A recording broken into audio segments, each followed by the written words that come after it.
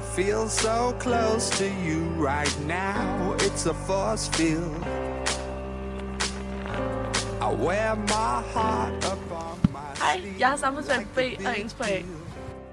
Med samfundsfag på B og engelsk på A arbejder vi med mange spændende emner og problematikker i engelsktalende lande.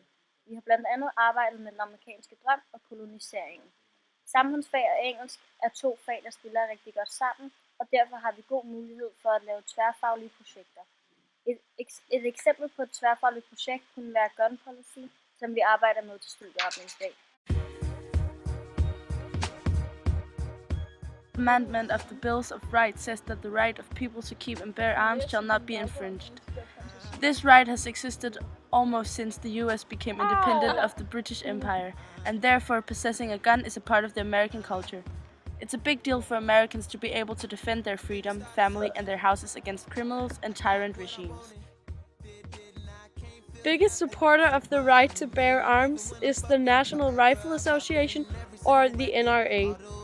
The NRA is an American non-profit organization founded in 1871.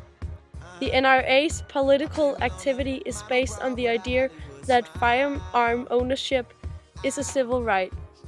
The estimated total number of guns held by civilians in the United States is 270 million to 310 million. Approximately 33,000 Americans are annually killed by firearms.